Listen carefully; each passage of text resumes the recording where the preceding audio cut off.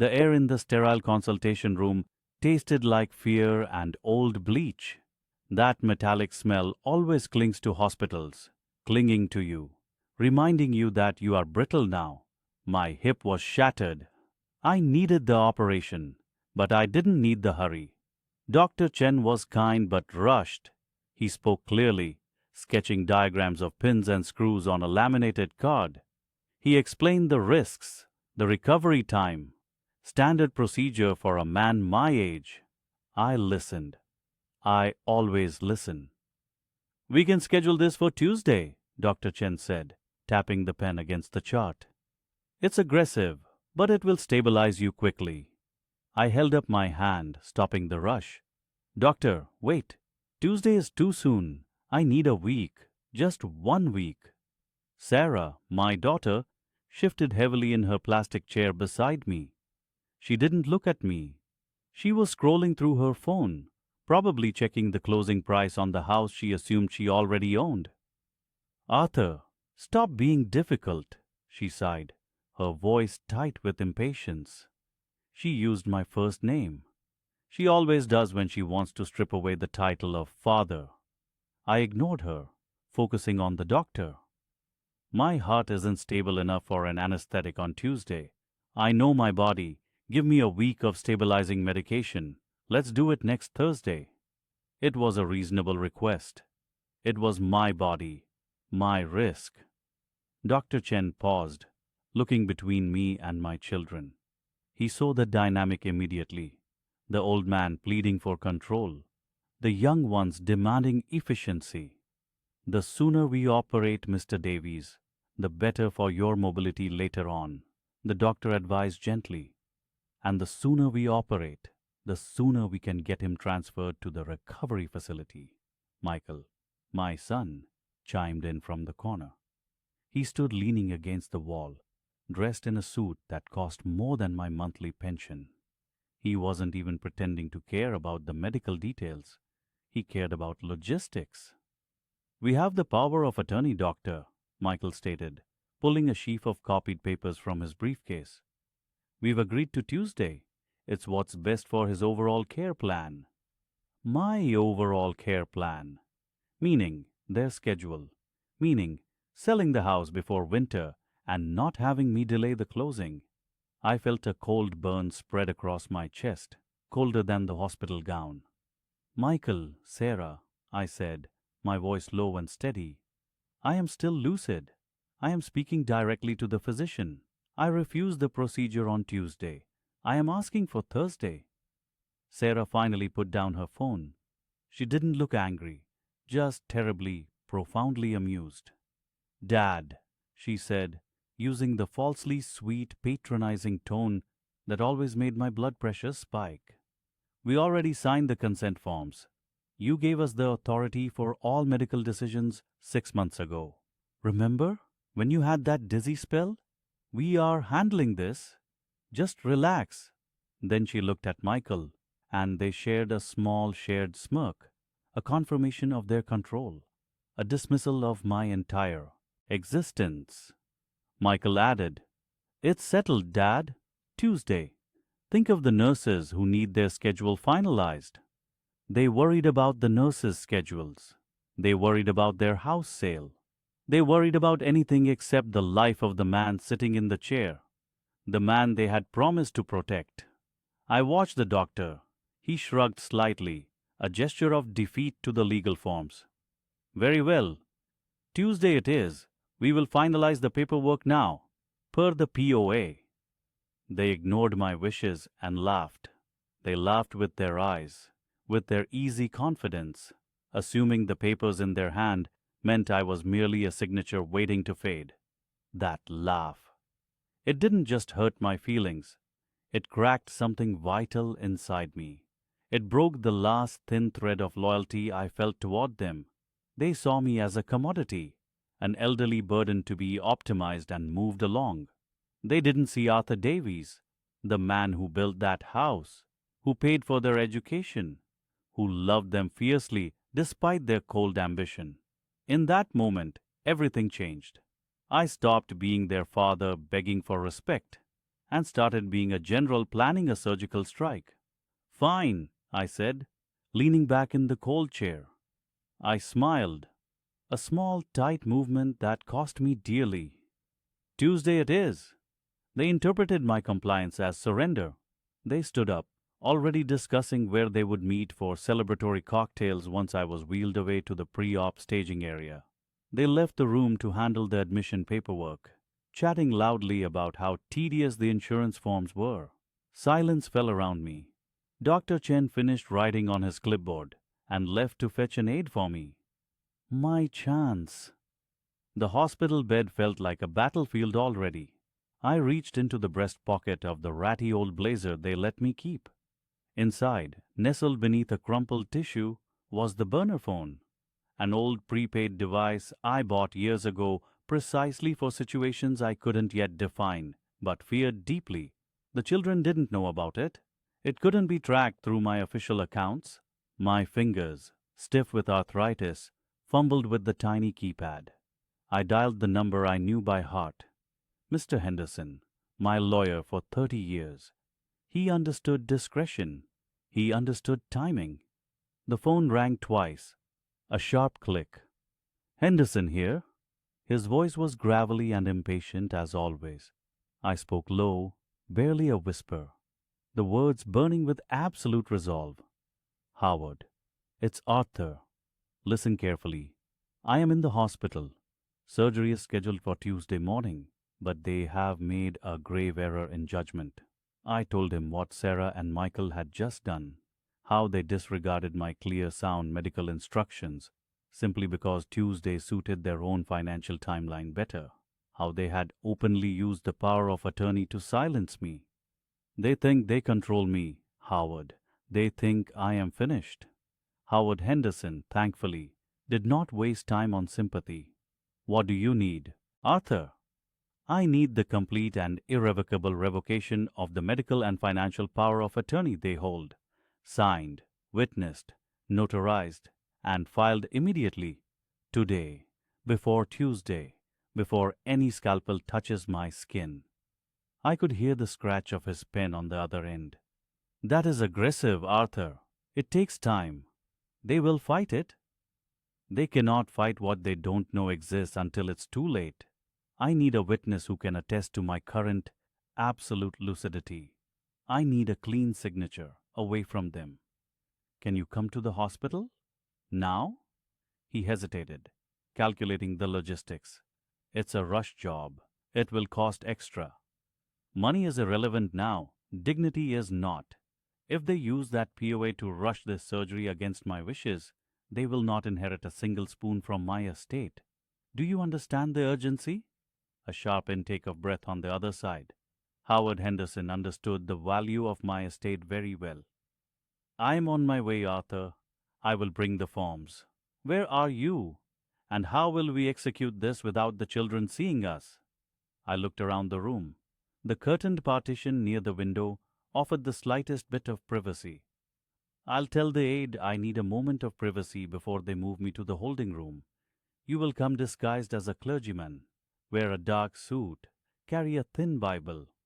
A chuckle, brief and dark, rattled down the phone line. A clergyman, Arthur? Very dramatic. I am dying, Howard. I am allowed drama, I whispered.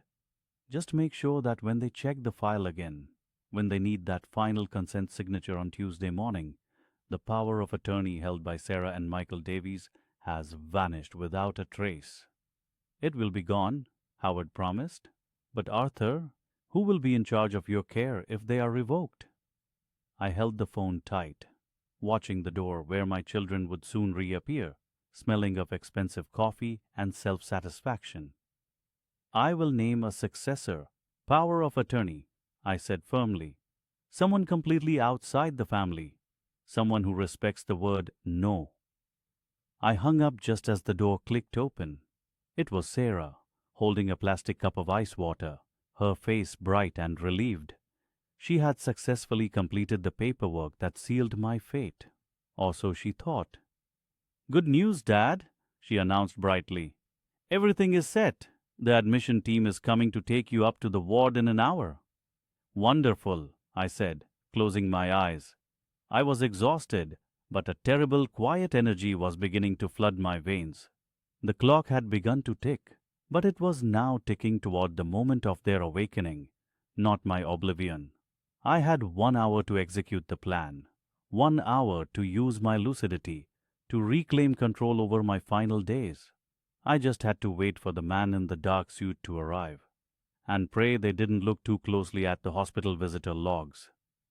The war for Arthur Davies' dignity had just begun. The sound of their laughter did not fade.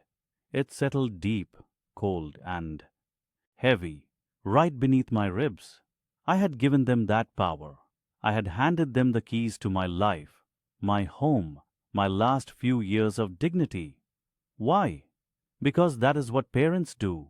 We build the infrastructure of trust. We sign the documents. Assuming that blood means loyalty, we assume love is the strongest contract. I had been very wrong. It wasn't just the medical discussion they dismissed. That was merely the trigger.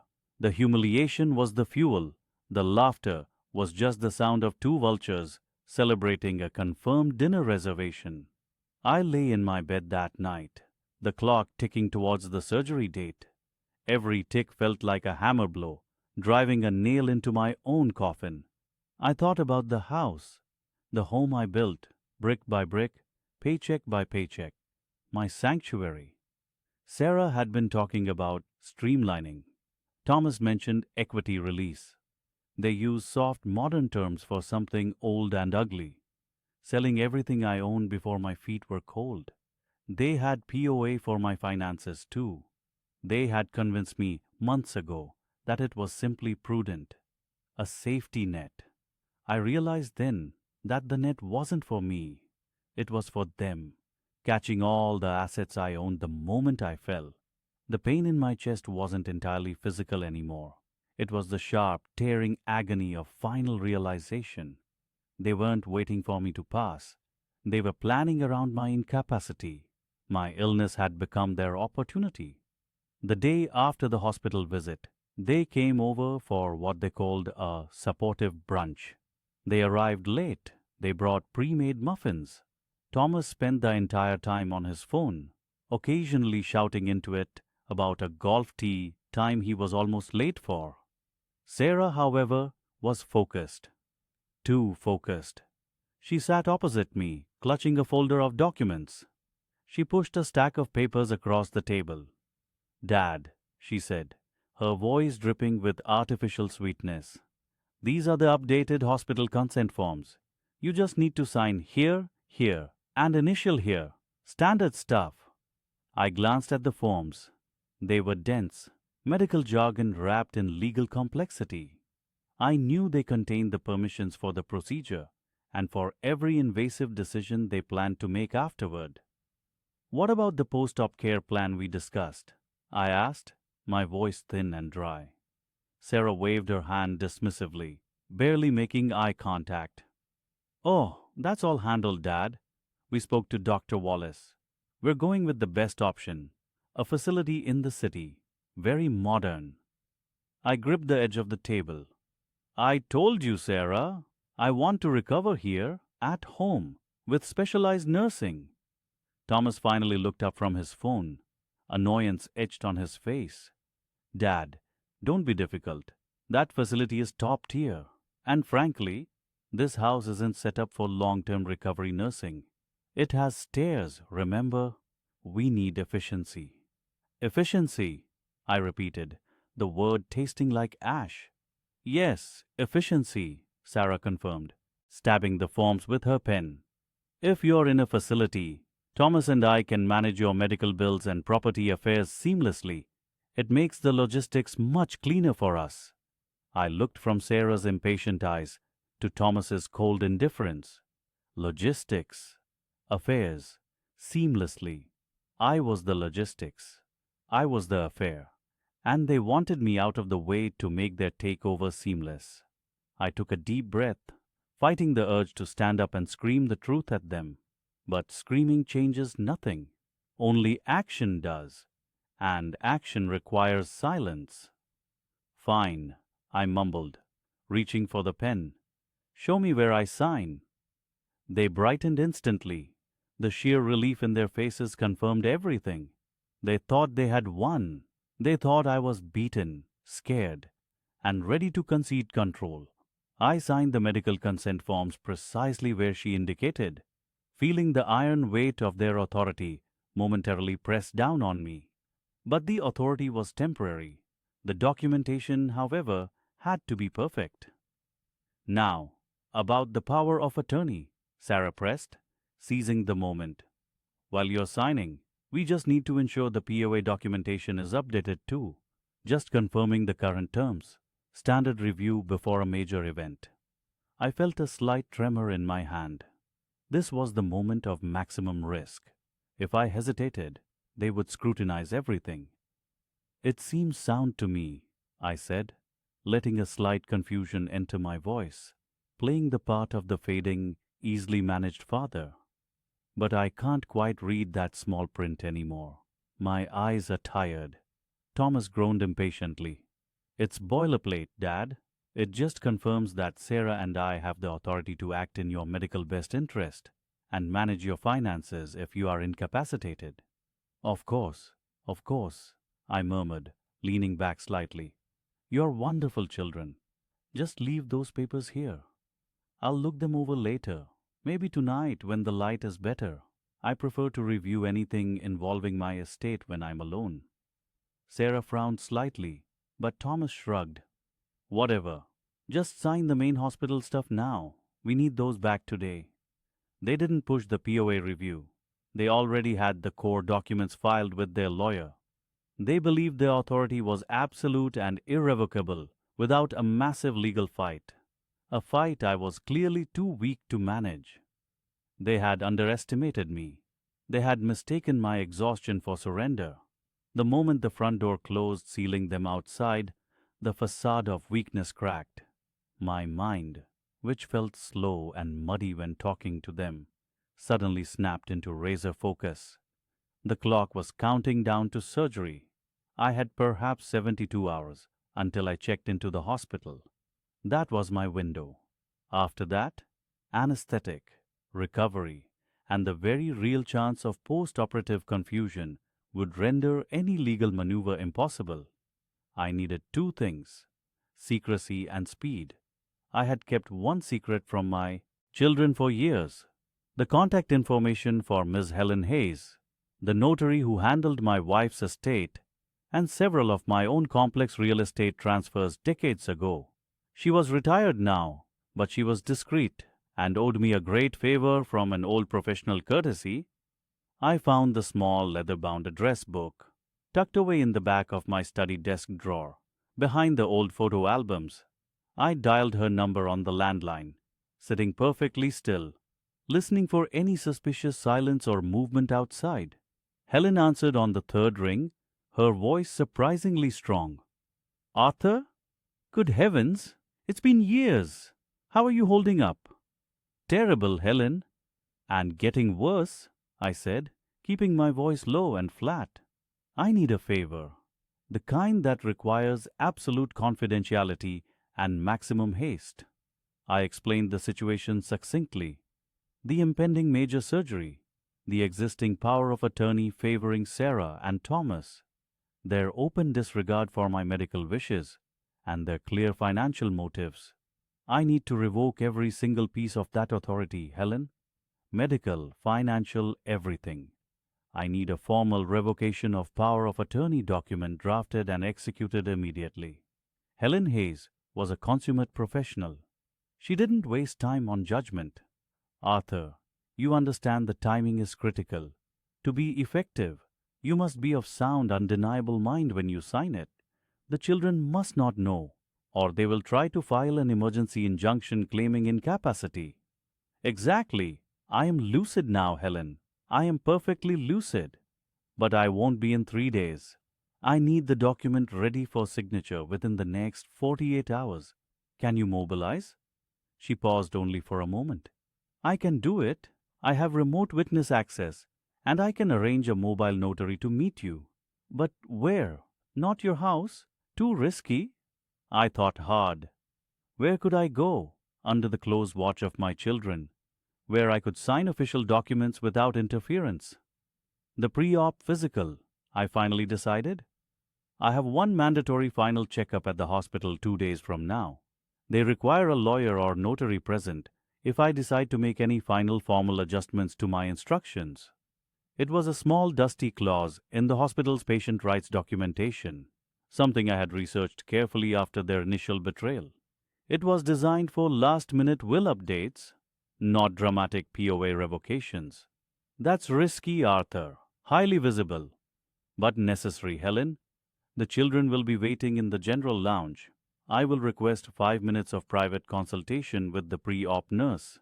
I will tell them it is about a specific end-of-life directive I need to finalize with a specialist.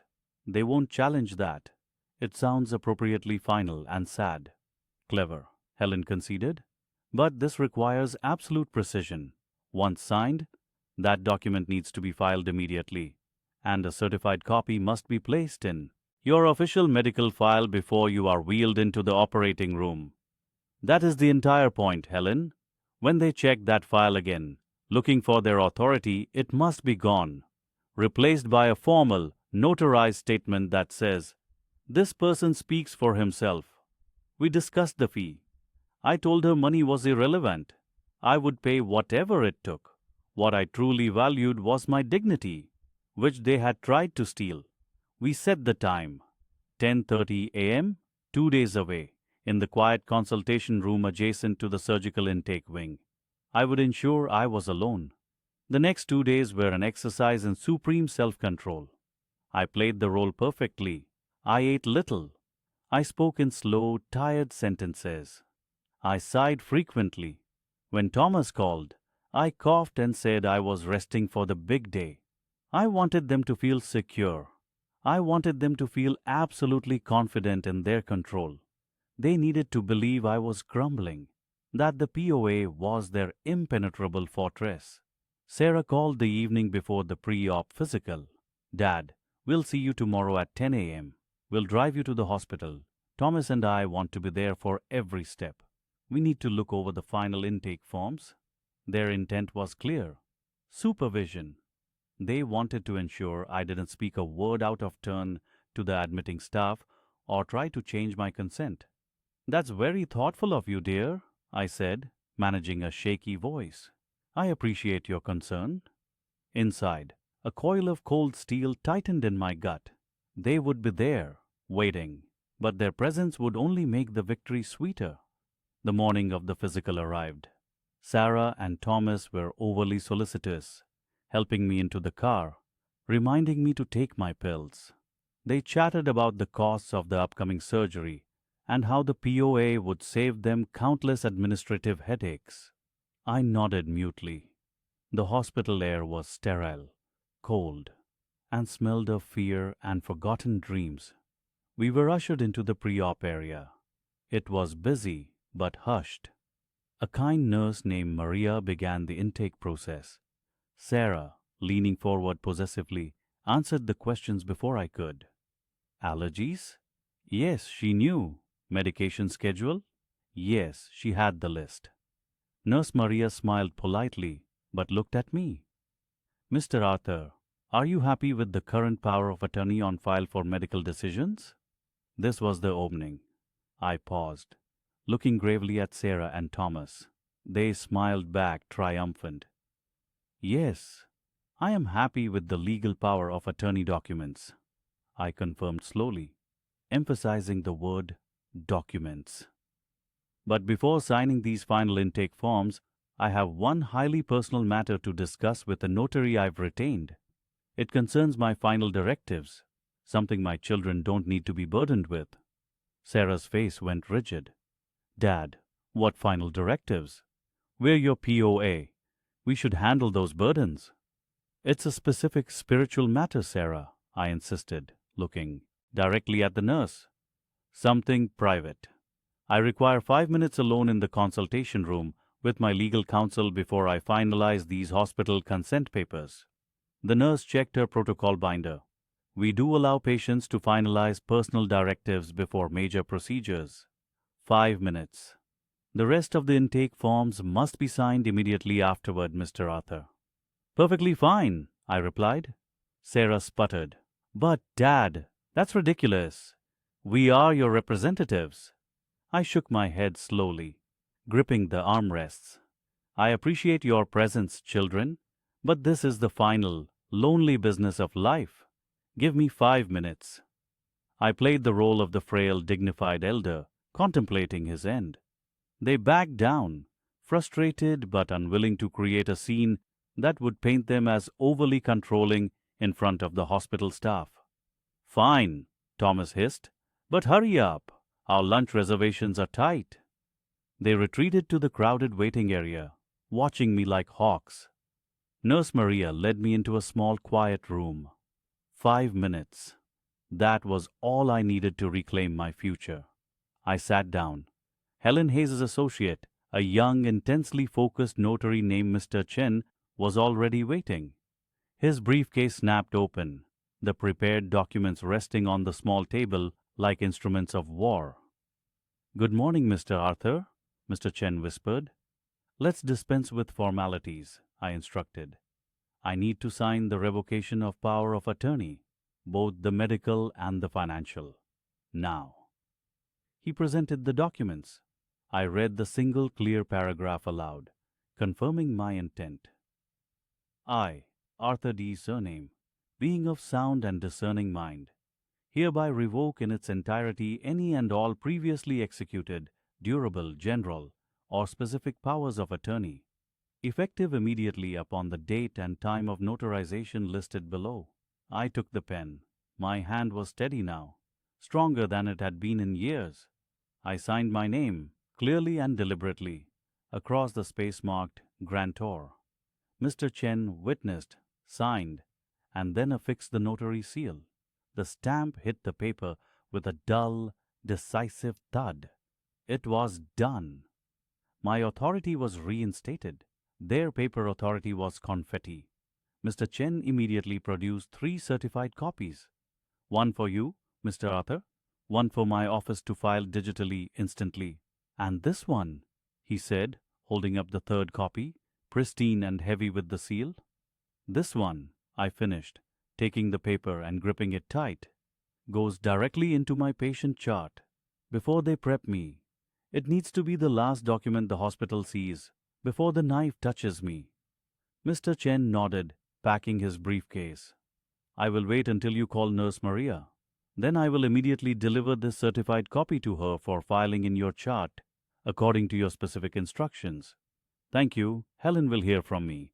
Now, please leave through the back exit. They cannot see you." Mr. Chen slipped silently out. I sat for 2 deep breaths, adjusting my clothes, trying to look appropriately fragile. I opened the door and called for Nurse Maria. "I'm ready for the final intake, nurse. I've finalized my directives." As I walked back to the intake station, I saw Mr. Chen, moving with calculated speed, handing the official, notarized revocation to Nurse Maria.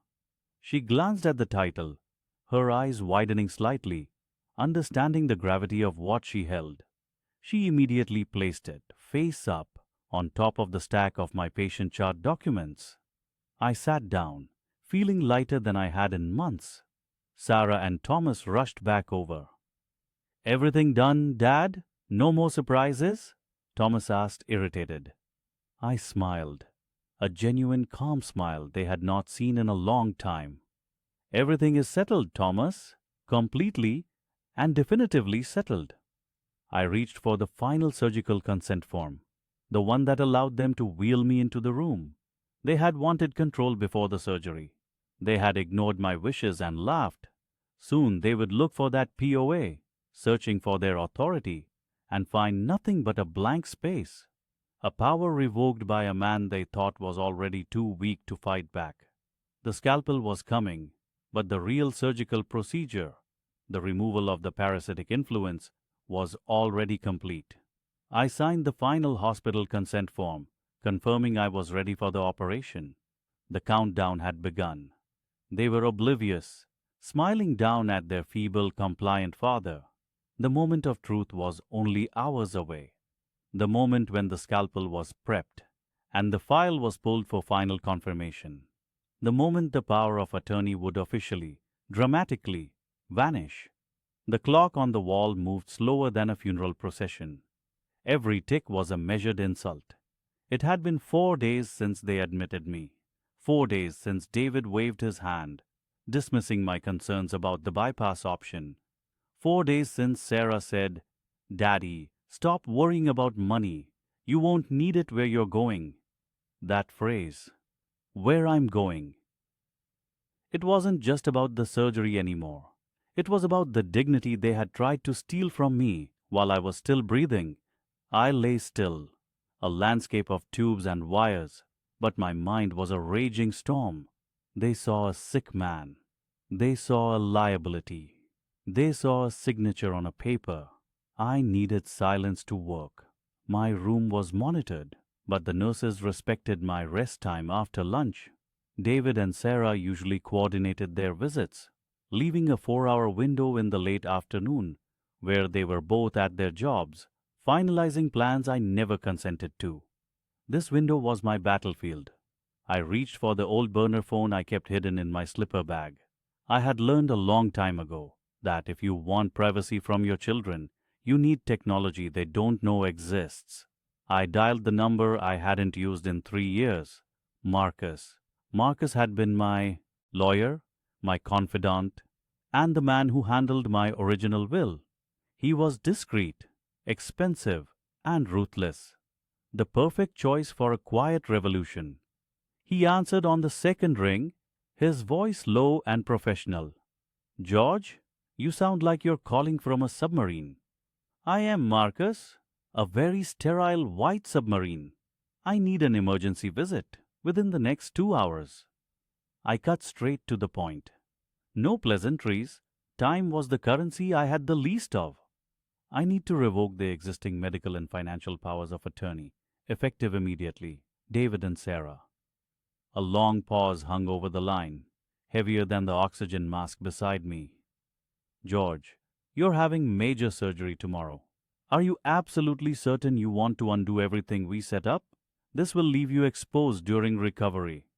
"It leaves me exposed to professionals, Marcus, not vultures." They ignored my explicit wishes regarding the recovery center. They laughed at me. I didn't need to explain further. Marcus understood the language of betrayal perfectly. He had witnessed too many family trust dissolutions to be surprised. "Understood, George. I will draw up the complete revocation documents. I will also draw up a temporary healthcare directive, naming the hospital's appointed patient advocate as my representative, until I am lucid enough to choose a permanent replacement." "Wise choice," Marcus conceded. "It gives you a protective barrier, not a successor." "Exactly. I am transferring control to neutrality, not ambition. I need a notary here. I need this official." "And Marcus," I whispered, my voice thick with warning, "my children must not know this meeting occurred. Not until after the surgery. Not until the paperwork has already vanished." Marcus promised secrecy. He said he would arrive disguised as a friend from the old country club. He knew how to play the part. I hung up, placing the small phone back into the slipper bag. My heart, the very thing causing this chaos, was pounding a steady rhythm of anticipation and fear. I had done it. The first quiet shot fired. Now I waited for the legal cavalry. The next hour was agony. Every passing nurse, every friendly face that peered into the room felt like an immediate threat. I practiced deep, calming breaths, trying to settle my blood pressure for the procedure tomorrow. I needed to appear docile, compliant, the good old man preparing for his fate. At 4:15 p.m., a large, well-dressed man carrying a small floral arrangement entered my room. "Marcus." He nodded to the nurse at the station, offering a quick, rehearsed smile. "George, you old coot! I heard you were having a tune-up," he boomed, just loud enough to sound casual. too loud for a genuine private conversation. He moved quickly, placing the flowers on the tray table, effectively blocking the door's view. His movements were swift and efficient. He pulled out a small, leather-bound folder. Inside were the documents. Right here, George. The revocation of power of attorney, both medical and financial. It requires two signatures from you, dated and witnessed by the notary, who is waiting in the lounge, pretending to read Architectural Digest. Marcus pointed to the signature lines. The pen felt heavy and cold in my trembling hand. This was not just a legal document. It was the instrument of my freedom. I signed with deliberate, clear strokes, ensuring my signature was unmistakable, the signature of a lucid, capable man. I paused after the first form. Did you ensure there is a clear mechanism for its immediate filing with the hospital administration? Yes, George. This is the crucial step. The moment this is signed and notarized, I will notify legal services here, immediately registering the revocation against your patient file. Your existing POA forms, which David supplied, will be instantly rendered null and void in the system. The notary, a nervous young woman named Carol, slipped into the room, maintaining the charade of admiring the flowers. She witnessed my second signature, stamped the document, and her small, official seal pressed the finality onto the thick paper. The entire process took less than 7 minutes. Marcus gathered the originals. He didn't waste a single moment on pleasantries. It is done, George. As of 4:22 p.m., you are legally autonomous again. David and Sarah's authority has evaporated. They will arrive tomorrow morning, assuming they hold all the cards. But they will find an empty deck. He gave me a look of genuine respect. Rest well, old friend. You earned this peace. Marcus left as quickly as he arrived, the flowers standing sentinel on the tray table. I closed my eyes. A wave of profound, exhausted relief washed over me. The POA was gone. The document they relied on, the one they used as a shield for their selfish plans, was revoked. It had vanished from the record. I lay in the sterile silence, the weight of their betrayal replaced by the quiet terror of my own successful deception. I knew the moment they found out, the hospital room would erupt. They would rage. They would challenge. But by then, I would be in surgery, unreachable. I had secured my autonomy at the very last minute, before they wheeled me away, before the anesthesia claimed my consciousness. I felt a sudden, fierce determination. I needed to survive the surgery. I needed to wake up. I needed to see their faces when the hospital staff informed them, politely and professionally, that the signature on file was no longer theirs to command.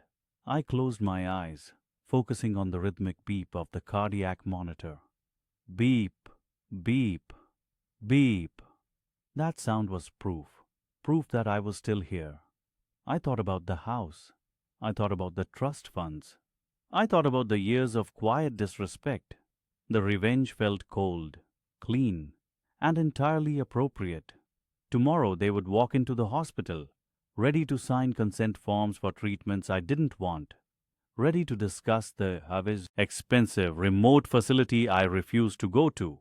And tomorrow they would be told very simply, "We can only discuss this with the patient or his legal representative, and your names are no longer listed." But first I had to survive the knife. The wait until the operating room doors opened was now the longest night of my life, holding this secret, this power, deep within my chest. The hours before the procedure stretched out like wet clay, slow, heavy. My children, Thomas and Sarah, arrived shortly after the resident left. They brought no flowers. They brought spreadsheets. They treated my room like an office waiting area. They spoke over me, debating the best time to list the property. "Market peak is next spring, Dad," Sarah said, tapping her phone screen. "But if we move quickly after the trust conversion..." I closed my eyes. They had already divided the imaginary money. The walls around me were already dust. Are you listening, Dad? Thomas asked, leaning over the rail. His voice was heavy with duty, not love. I am listening to everything, I whispered. My throat felt dry. I needed one final confirmation. The lawyer, Mr. Hayes, had assured me the revocation was executed correctly. Two witnesses signed the affidavit. The hospital's legal department received the notice hours ago, just after midnight. But legal assurances mean little when you are unconscious, and your children hold the physical file. The primary physician, Dr. Chen, entered the room. She was brisk and focused. Mr. Davies, we are moving you to the holding area in 30 minutes. We've reviewed the final consents. Thomas immediately stepped forward, blocking the doctor's view of me. Yes, doctor, we've handled all the consents. We have the established POA, dated 2018. We discussed palliative care options if the worst should happen. We are his legal decision makers. Dr. Chen nodded curtly, but her eyes flickered toward me. She knew something was different. She had been briefed by the legal team. I knew the hospital staff could not openly contradict the family in front of the patient unless the action was formally processed. The revocation notice was processed, but was it visible? The large, thick manila file sat on a rolling metal cart near the door. It was the physical manifestation of my medical life and my vulnerability. Sarah reached for it, pulling out a form. Just confirming the DNR signature, doctor. I watched her hand hover over the papers. My heart pounded a terrible rhythm against my ribs. I had arranged for a temporary nurse, Miss Jenkins, to be on shift. She was a quiet, older woman, hired specifically for private duty during the preceding night. She was the final piece of the puzzle. She was waiting for the signal. I caught her eye. She was standing subtly near the utility sink, polishing a thermometer. A small, almost imperceptible nod. Thomas, I rasped, clearing my throat. Could you get me a glass of water, please? The ice machine is down the hall. It was a deliberate nuisance request. Thomas sighed dramatically. Dad, we're about to go. Can't the nurse? I need Thomas to get it, I insisted, staring him down. A weak man using his final authority. He huffed and left, muttering about pointless trips. Sarah remained, focused on the file. Miss Jenkins moved swiftly. She approached the cart, while Sarah was distracted reading the DNR form. Her hand slipped toward the section where the original, dated 2018 POA was clipped. It was done in one smooth movement, hidden by the clipboard and the high sides of the cart. She didn't destroy it. She simply removed the original notarized POA document. The hospital's official copy of the revocation was already stapled deep inside the administrative file back at the main desk. But the immediate physical authority the children assumed was this paper, right here in the folder. Without that sheet, their immediate, undeniable claim to power vanished from the surgeon's quick reference. Sarah looked up suddenly. She hadn't seen the action, but she felt the shift in atmosphere. Dad, what are you doing? She asked, suspicion thick in her voice. I'm waiting for surgery, Sarah, I replied. My voice was calm now. The fear had receded, replaced by a cold, quiet satisfaction. Thomas returned, slamming the water cup down on the tray table. Honestly, Dad, you need to stop making demands. We have important things to discuss. No, I said simply. I took a slow sip of the cold water. You don't. They exchanged a look of annoyed confusion. They assumed my imminent surgery. The fear had made me delirious or unnecessarily stubborn. The surgical team arrived. The anesthesiologist, a young man named Dr. Reyes, smiled professionally. Time to go, Mr. Davies. We're ready for you. They began moving me onto the gurney. The transition felt surreal. The ceiling tiles sped past. Thomas tried to walk beside me, leaning close. We'll be right here when you wake up, Dad. Don't worry about anything. We'll handle the paperwork. Don't touch the paperwork, Thomas, I said, looking straight up into the glaring lights. He frowned. What did you say? I said, don't touch anything, I repeated. Sarah rushed up, her face pale. Wait, Dr. Reyes? Are his affairs in order? Who is authorizing the procedure if there are complications? Dr. Reyes paused the movement of the gurney. He pulled the chart, flipping quickly to the front administrative sheet, the place where emergency contacts and authorized decision-makers were listed. He looked at Sarah and Thomas, his expression changing from cheerful to stone. According to the latest documentation we received, Mr. Davies signed a clear statement this morning, confirming his lucidity and explicitly revoking all previous powers of attorney for healthcare, effective immediately. Silence. Crushing, instantaneous silence. What? That's impossible, Sarah shrieked. We have the original document. We are his power of attorney. That designation is no longer valid, ma'am, the anesthesiologist said, his tone utterly clinical. Mr. Davies is competent. He has signed his own informed consent this morning. If complications arise and he cannot speak, the Hospital Ethics Board will make decisions in his best interest, pending a new immediate court assessment of his competency. He focused back on me. Mr. Davies, do you understand that you are proceeding with this surgery under your own full authority? I understand completely, I said clearly. The gurney started moving again. The faces of my children were frozen in disbelief, masks of entitlement, crumbling into raw, ugly fear. Not fear for my life, but fear of lost control, lost money. Where is the form? Thomas demanded, grabbing the rolling cart where the folder lay. He frantically flipped through the thick documents, searching for the specific POA form. It wasn't there. It was gone. They kept screaming my name as the double doors of the operating wing swung shut, muffling their outrage. I closed my eyes. The cold air of the surgical prep room hit my face. I was alone, vulnerable on the slab, facing the scalpel. But I was no longer owned. I had done it. I had bought my freedom with the last lucid hours of my life. Now, I just had to survive the operation to enjoy it. The needle slid into my vein. The count began. I thought of the house. I thought of my late wife. I thought of the silence that would greet my children when they tried to speak to the estate attorney next week. The world went dark, but for the first time in years, the darkness felt like peace. The anesthetics wore off slowly. They left a metallic taste and a dull, heavy ache in my chest. The surgery was complete. I was alive. I opened my eyes to the sterile, quiet room. The monitors beeped softly, a steady rhythm of life.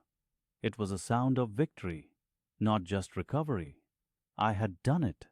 The pain was immense, but the relief was a deeper, spiritual comfort. I remembered the nurse signing the papers.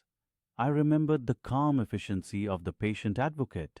That single moment, while my children were out grabbing stale coffee and discussing how to sell my things, had changed everything. The power of attorney was gone, revoked, nullified. It was the quietest revolution of my life. I felt a slight tug on my bladder catheter, a small, indignified thing. Yet even that small discomfort was outweighed by the profound knowledge of my regained sovereignty. I was no longer a vessel to be filled with their plans. Hours passed. I drifted in and out of a confused sleep, guarded by silence. Then the noise started. The door burst open, not gently, but with a familiar, demanding clatter. It was Mark and Sarah. They walked in talking over each other, already plotting. They didn't look at me. They looked at the clipboard, hanging near the foot of the bed.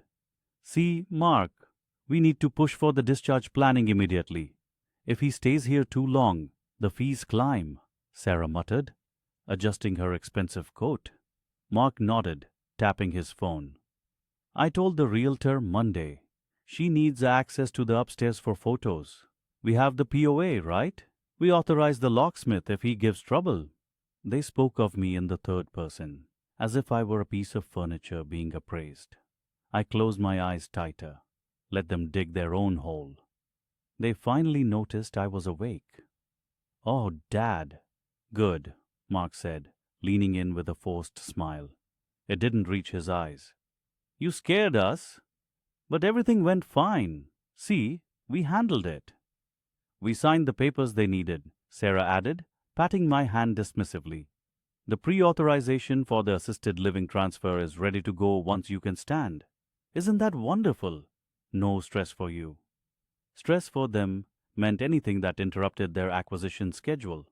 I said nothing. My throat was too dry, my voice too weak to argue.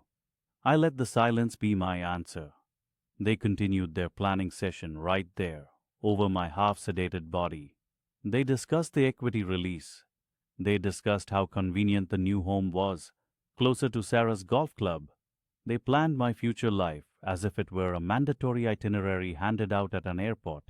They had built their entire assumption of the future around that signature I had given them 5 years ago, in a moment of trusting foolishness.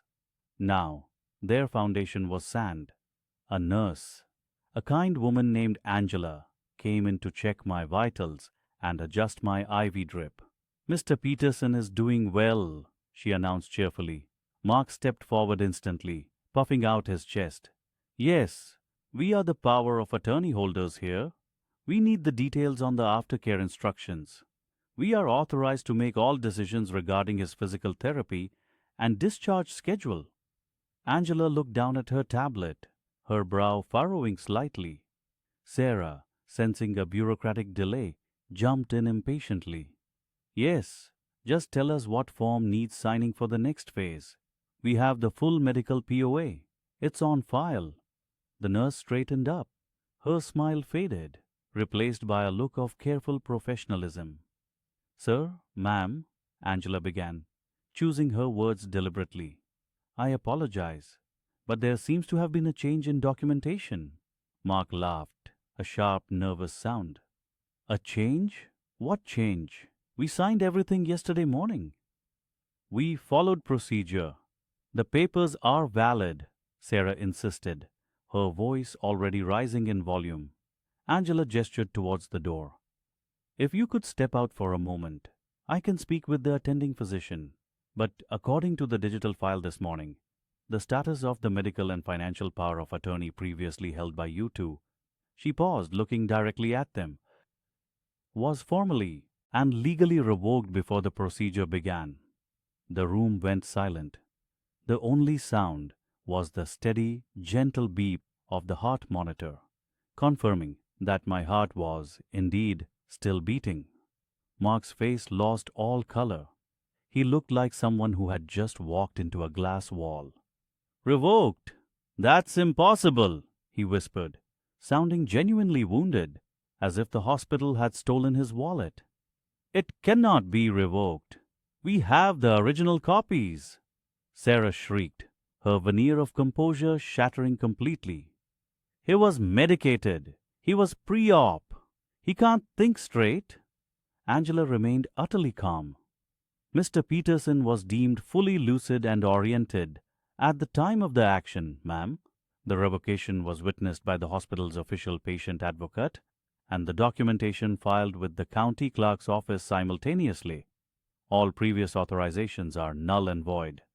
Sarah pointed a trembling finger at me. "He did this. You did this, didn't you?"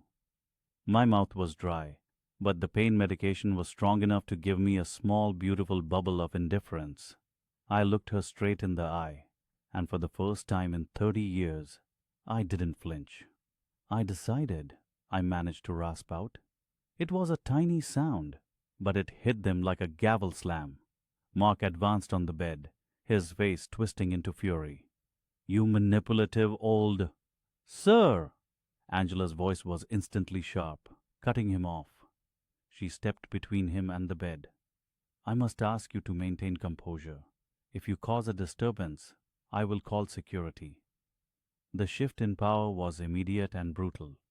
5 minutes ago, they were the controllers, the signatories, the ones authorizing the removal of my organs and my dignity. Now, they were disruptive visitors, facing hospital security. Sarah began to cry, not tears of grief, but tears of pure, furious frustration and entitlement. The house! We were supposed to finalize the listing. We need the POA. Any financial or property decisions must now be authorized solely by Mr. Peterson directly, Angela stated neutrally, or by the new estate lawyer he appointed yesterday. They froze again. A new lawyer? They realized the truth instantly. I hadn't just revoked their control over my body. I had taken back control over my life, my assets, and my legacy.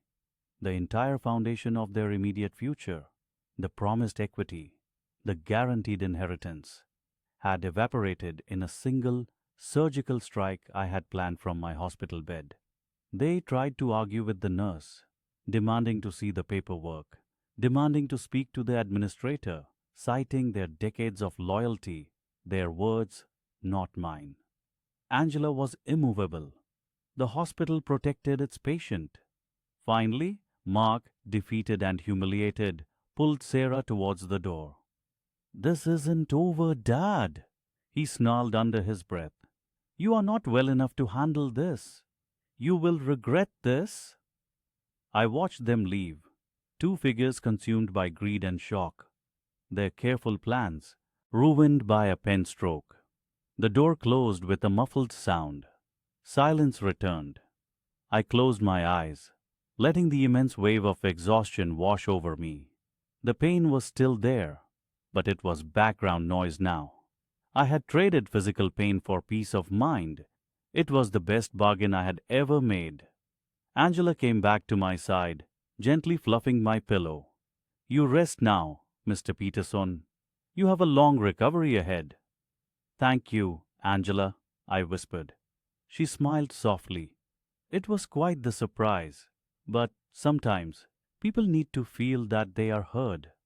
I rested there, feeling the quiet strength returning, cell by cell. I was vulnerable, fresh out of surgery, but I was also the most powerful person in the family again. My children were gone.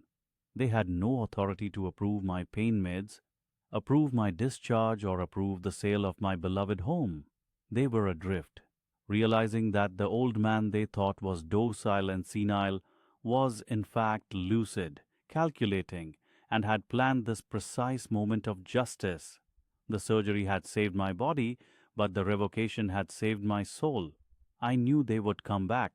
They would try to manipulate, to grovel, perhaps even to threaten. They would try to convince me that I was confused, that I was incapable, that I needed them. But now they would have to beg, and I would have all the time in the world to decide if they were worth forgiveness. My recovery was just beginning, and with it, the careful, deliberate structuring of the final chapter of my life.